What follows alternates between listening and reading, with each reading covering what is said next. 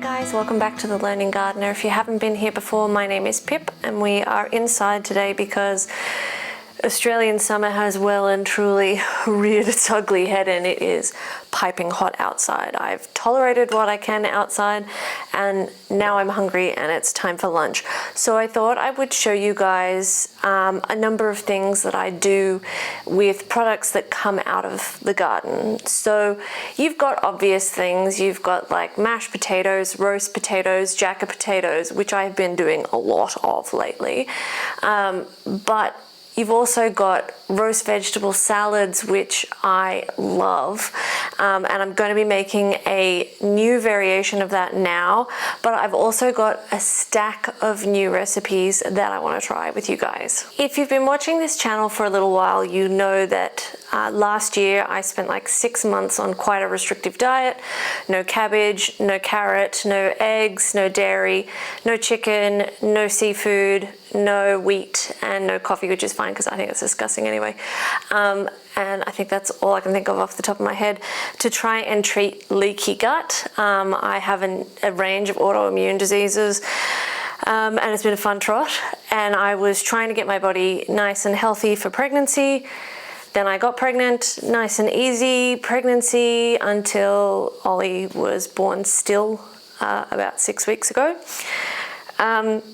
There is no reason that we have so far for what happened to him.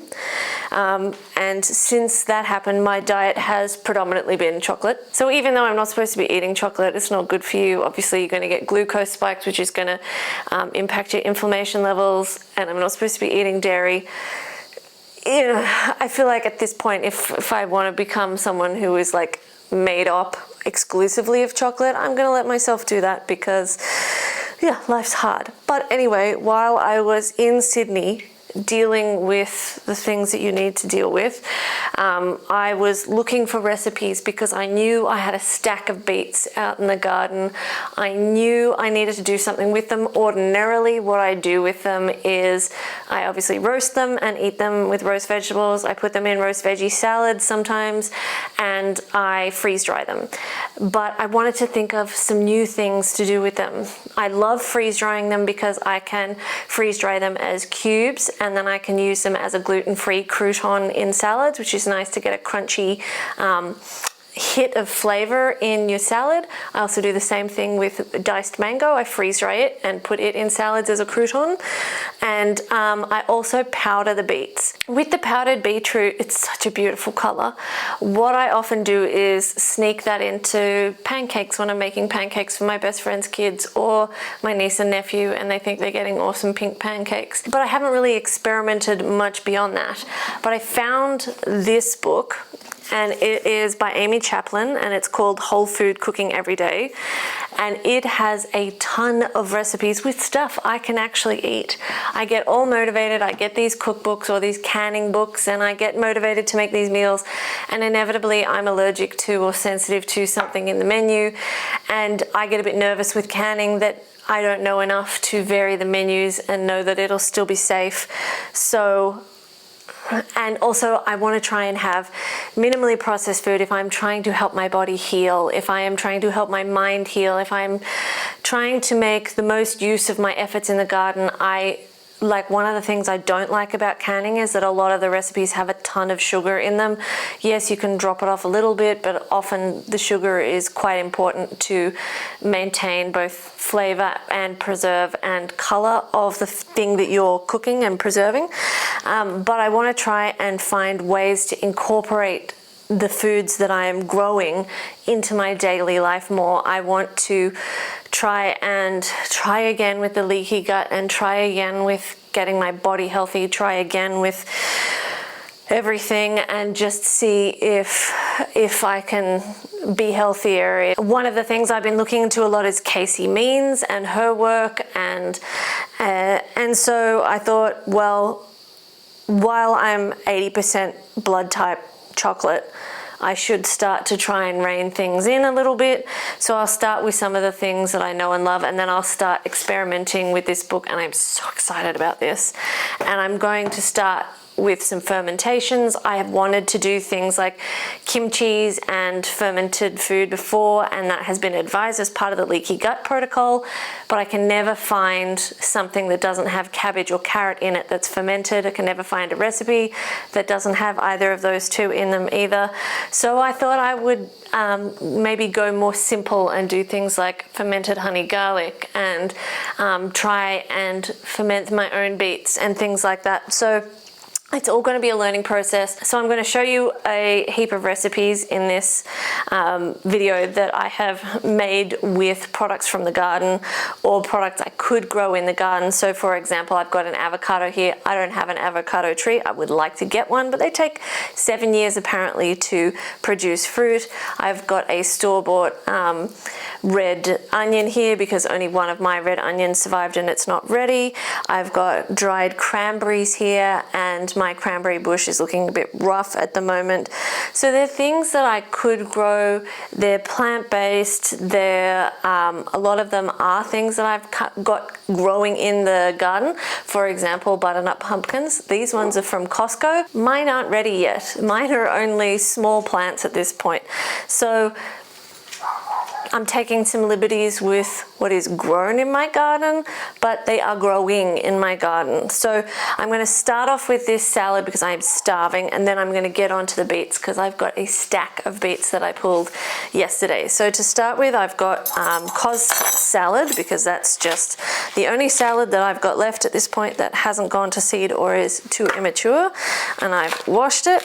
And ordinarily, if I was making a roast veg salad, which is kind of what I'm making, I literally just put the salad, I put a little bit of quinoa in, and then I just toss roast veggies in. So I would put onion, red onion, zucchini, so it's a great way to get rid of your zucchinis, carrot, if I'm eating carrot, which today I am, because if I'm eating chocolate, what's the point of getting rid of carrot? Sweet potato and capsicum, so sweet peppers. When I was in Sydney, I had a version of this salad that was the sweet potato, carrot, onions, and then some raw red onions. So I'm putting in my roast veg now. This one's got my capsicum in it. And it also had the cranberries and some halloumi and pistachios on top. And it was mixed in with way more quinoa than I usually use and avocado. And it had like a lemon dressing on it, and it was so nice. So I've just dumped what I roasted last night, which is what I usually use in my roast veg salad. I've put in some raw red onion. I don't have pistachios because I'm not a huge fan, so I got out some cashews, and I'm going to chop them up and pop them in with the cranberries. Then I made the lemon dressing, which is lemon, lemon zest, which I freeze dried from the lemon trees at my last house, lemon juice, honey, some thyme, and I used lemon thyme from the garden, salt and pepper, and did I already say honey? I can't remember. So I'm just going to drizzle that in there and get a good coating all over everything. And then I'm going to cut out the avocado and then dump in the halloumi, the avocado, and mix it all in. Now, I don't have halloumi. I couldn't find halloumi at the shops. There is a strike in the supermarket delivery people, so our shelves are pretty barren at the moment. So it is nice timing that I actually grow a lot of stuff myself and keep a fully stocked pantry. But it's just some stuff that's not available at the moment. And halloumi appears to be one of them. But I probably shouldn't get too addicted to halloumi because dairy. And this is a bit of a dodgy avocado, but I'm going to make the best of a bad situation and chuck all of that in there. A little bit more dressing so the avocado gets some. Wash my hands and I'll put the quinoa in.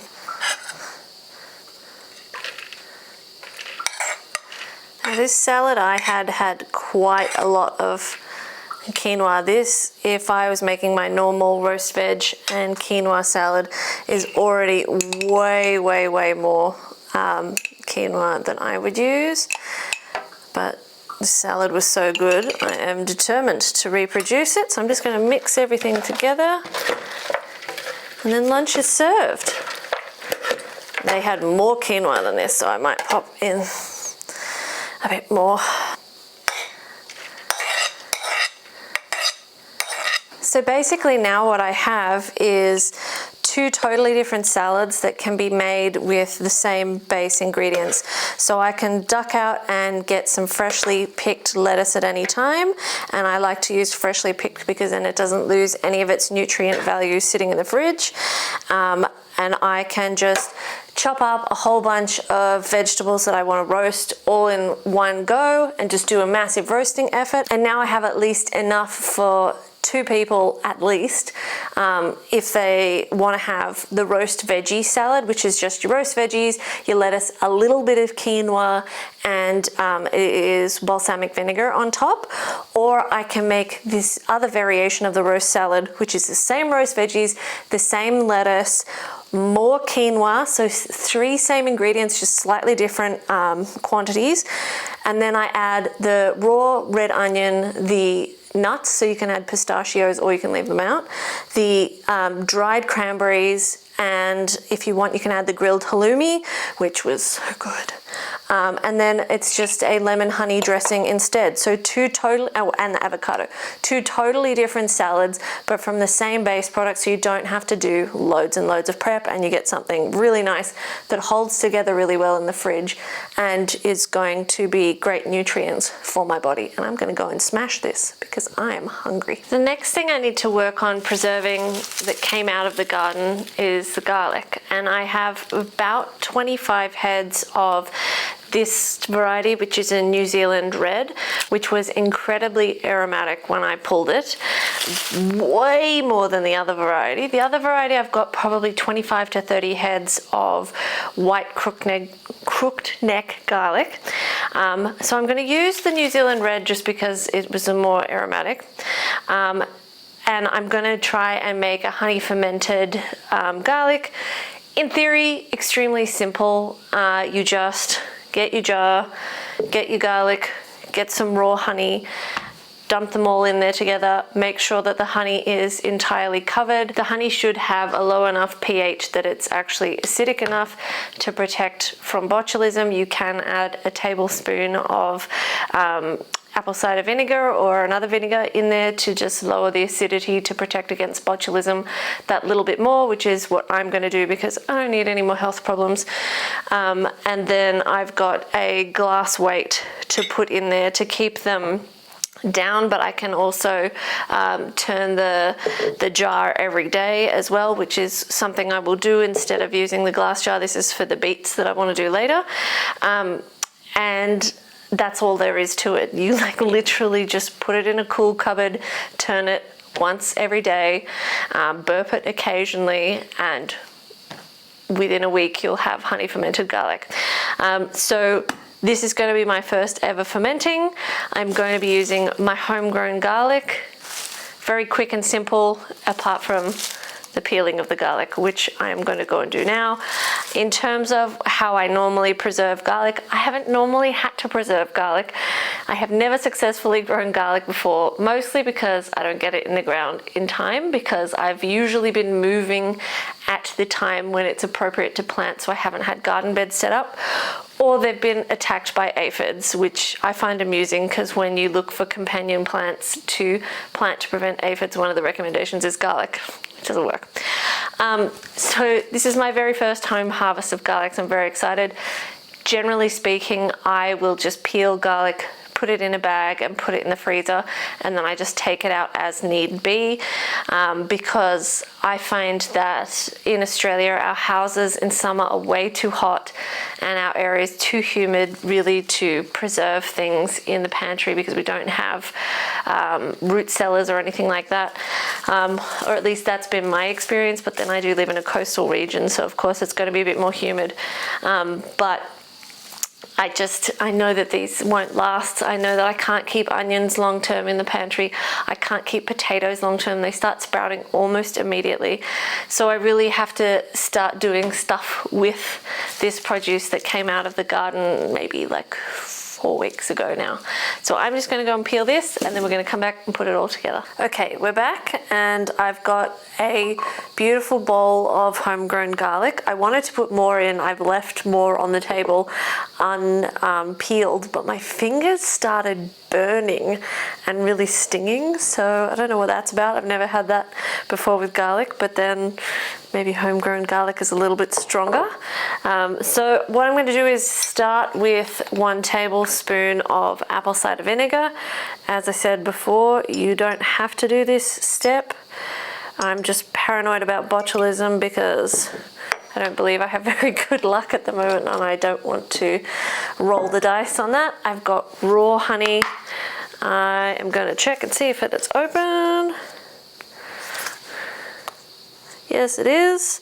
And I'm going to put a little bit down the bottom just to make sure that the honey is actually landing in the garlic. The garlic is landing in the honey. Brain is clearly working very, very well. And then I'm just going to put all the garlic in, cover it in honey, seal it up, put it in the cupboard for a few days, and every day turn it over, and when it needs to be burped, I will do that. Which is such a weird thing to say about food.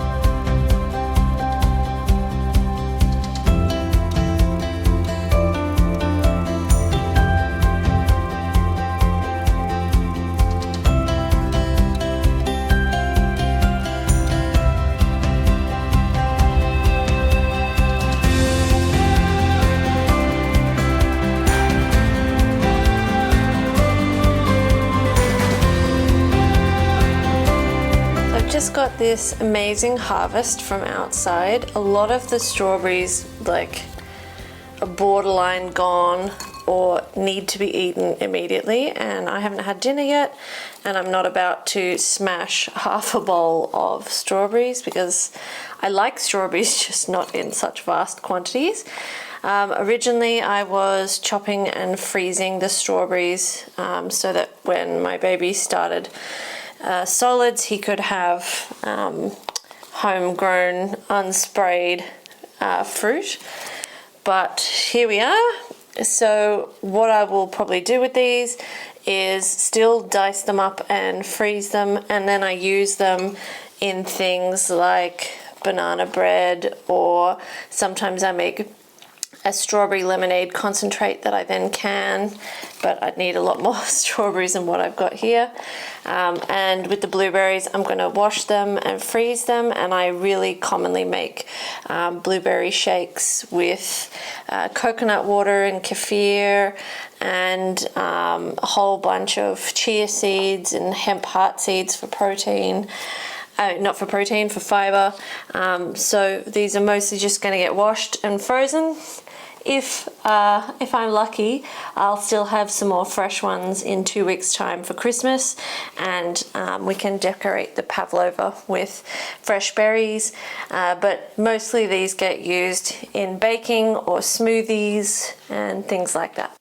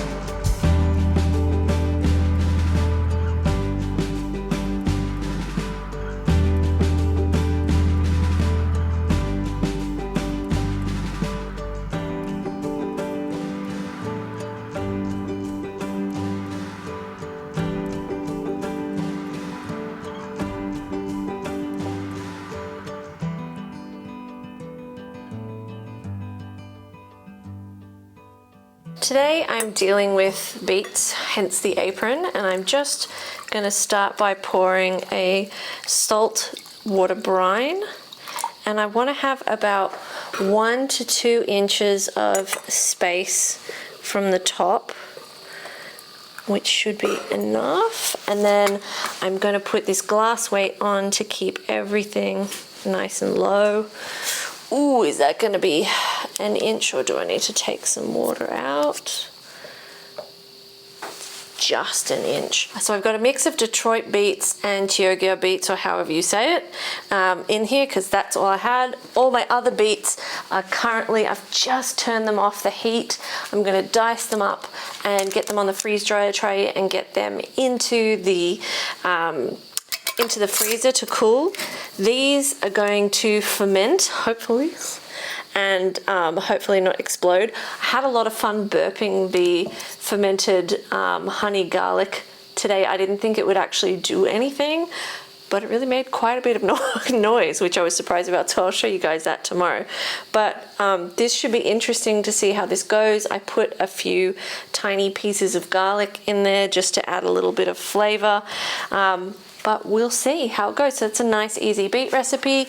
I'm going to have diced beets, which will be powdered, which I will show you what that eventual end product turns into.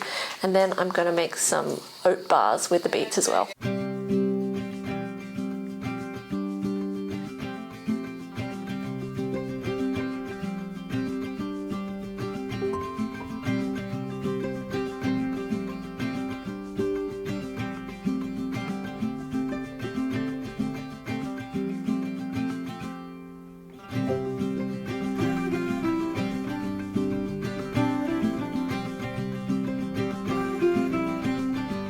So now I'm going to make the savory beetroot, carrot and oat bake. I meant to use the pumpkin instead of the carrot because I'm not supposed to eat carrot, but I forgot, and I grated the carrot in with the beetroot in the food processor first. Anyway, so it's going to be the carrot. So we're using 2 cups of beetroot, 2 cups of carrot, 1 red onion sauteed, 2 cups of gluten-free rolled oats, half a cup of walnuts, 1/4 cup of pumpkin seeds, 1 tablespoon of fresh thyme, 1 teaspoon of oregano, which I discovered I didn't have outside, so I need to plant some, 1 teaspoon of sea salt, some black pepper, 2 tablespoons of ground flaxseed mixed with 6 tablespoons of water, and half a cup of almond milk. So this recipe comes from nirvanabakery.com, and I just thought it was a great way to use some products that you have in the garden. You might grow pumpkins, you might grow carrots, you grow beets, onions, the herbs. It's a great way to use a lot of products from the garden. I used freeze-dried thyme and accidentally made the stupid mistake of dunking a tablespoon measurer in there, and it had some moisture on it. So I'm definitely going to be making my butter thyme Christmas turkey for sure. Just to make sure that all gets used before it gets moisture back in it. But I'm just gonna start putting this together and we'll see how it goes, but it's potentially an awesome way to make a healthy snack using heaps of products from the garden.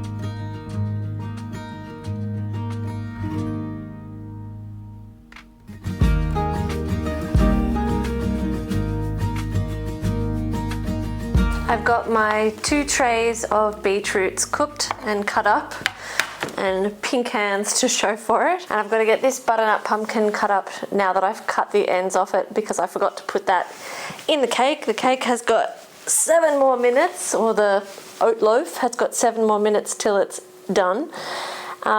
I just was out putting everything in the compost and saw my tiny little butternut pumpkin plants. They're so small at this point, but hopefully we will get pumpkins. I've got some other unknown type of pumpkin growing, so if this tastes nice, it'll be really nice to have another recipe to use pumpkins in that I'd like, that makes something healthy and hearty. Got a bit of beetroot cleaning up to do, but I just want to show you what freeze-dried beetroot looks like. So as I said previously, I have cubed it so that I can use it as a crouton in a salad, because I can't eat regular croutons because I'm gluten-free. And I have also powdered beetroot, which is what I intend to do with these platters. But first, I've got to get them in the freezer. It's just come out of the oven, and initial thoughts are that it looks quite dry. It is not looking as much like an actual loaf as I thought it would. I make one that is just shredded sweet potato, honey, egg, and almond meal, and it actually turns into a beautiful loaf surprisingly every time, where you can't see the shredded veggies, whereas this one, they're still very, very prominent. So we'll see in a minute what it tastes like. Okay, so let's give this a go. It does look like kind of squishy oatmeal type consistency, and it doesn't really hold together. So the flax meal egg, as they call it, didn't really do the job.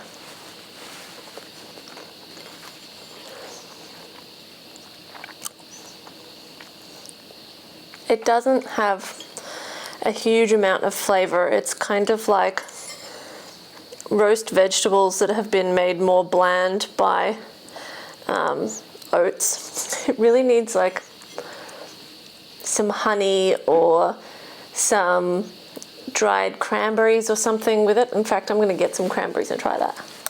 So with some experimenting, it totally needs cranberries or sultanas or something with it.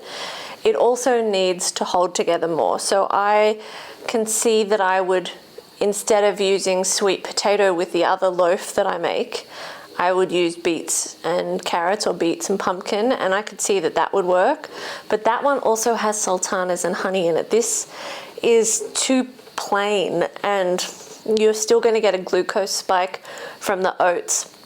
So I don't see the harm in adding the dried fruit. But it needs some flavor. It needs, I don't know, some spices or cinnamon or something, but it needs to hold together, because it really is just a bunch of stuff that got baked together and didn't hold together, but much better with some dried fruit with it. I want to say it's kind of got breakfast vibes, and I could see kids eating it if it had dried fruit in it, because it's relatively plain, and kids tend to like more simple stuff, and it's a good way to sneak some vegetables in, and it got so much better with the cranberries. But it definitely needs something to hold it together. But still, I wouldn't serve this at breakfast, because it's not protein rich. You get a massive glucose spike from this, and it'd be a weird way to start your day. But definitely 1000% better with the cranberries.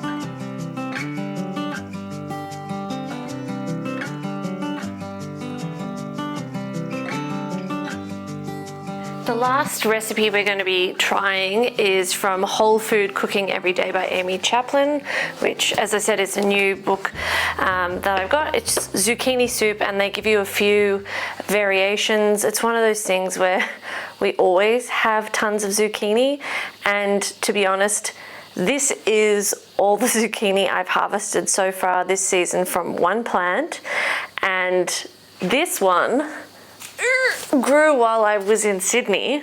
It wasn't even there when I left, and it's 2.2 kilos in 6 days, which is just mental. So at least I know they're happy where they are, but none of my other zucchini plants have come up. I've planted some more seeds out there.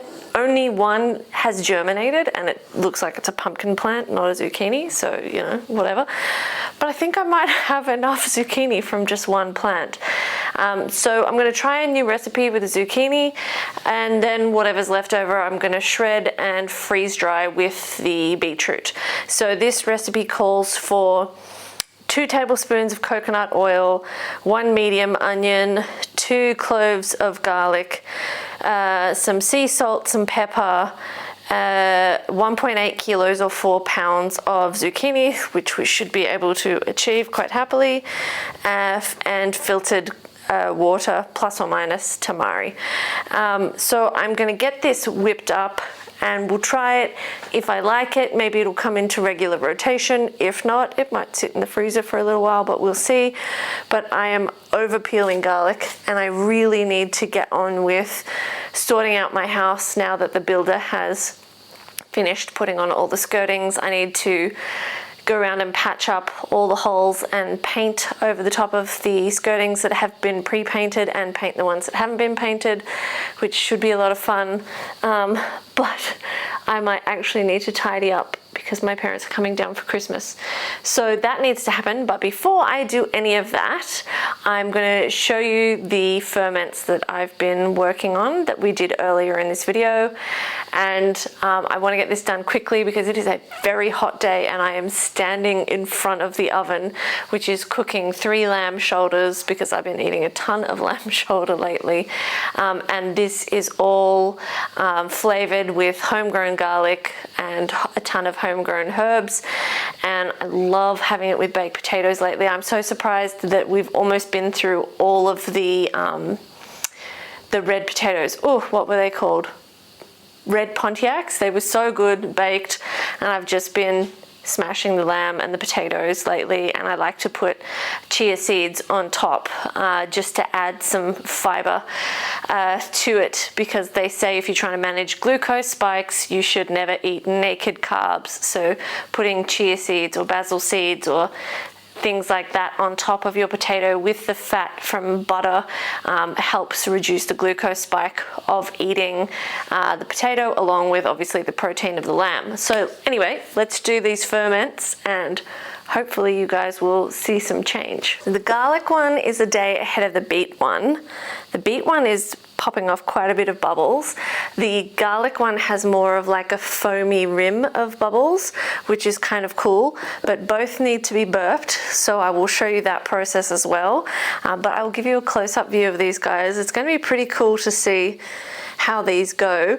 The thing that I noticed with the wide neck jar and the fermenting weight is that I had cut the beets into smaller pieces because it said bite-sized pieces, but because I don't know if I'm gonna like these, because like I hate sauerkraut, which is also fine because I'm sensitive to cabbage. I shouldn't be eating it anyway, but I don't really like that flavor at all. So I was like, well, maybe I'll just make smaller pieces of beets so that if it is gross, I'm only having a small piece.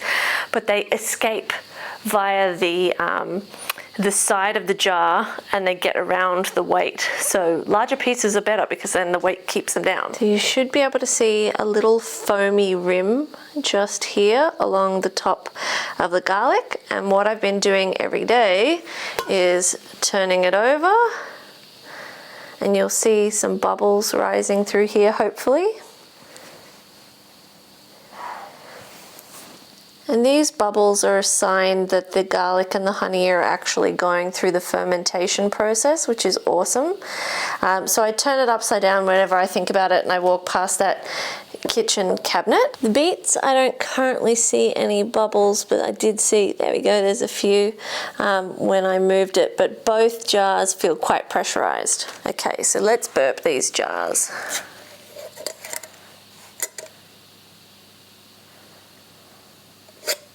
That one was not as loud, but you can see bubbles coming up. And let's do the garlic, which was quite noisy the first day.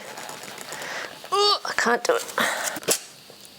And it gives quite a strong garlic scent with that little spritz. That sounded more like a, like when you open a can of soft drink. But the other day when I did it, it was like a loud explosion, which was pretty cool. The other thing worth noting with the honey and the garlic is how much more liquid and how much thinner the liquid is becoming each day with the fermenting process. Over time it will become even more liquidy, but it is kind of cool to see all those bubbles forming and to know that the fermentation process is going well. So I'm going to get these guys back in the cupboards and back out of the light so they can continue doing what they're doing.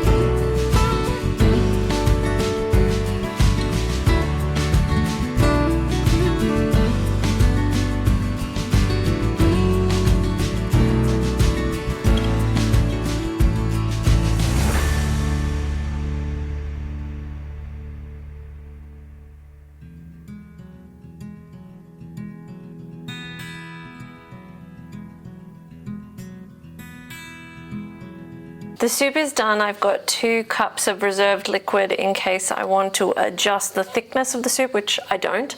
I prefer a thick soup. Now I'm just gonna test it see if it needs more seasoning. It's gonna burn. Needs more salt, but other than that it's actually quite nice, and it's quite a nice use for zucchini. So I'm going to add a little bit more salt, mix it in, and then let this cool down and put it in the fridge for later, because I don't feel like a bowl of soup at 3 o'clock in the afternoon. But I hope you guys have enjoyed hanging out with us as we try some new recipes, and also as I show you what I do with some of the produce that comes out of the garden. Hope you guys have found this useful. Let me know if you try any of the recipes, or if you have any other great ideas for beets and zucchinis in particular, and hopefully I will see you again in the next video. Thanks for watching.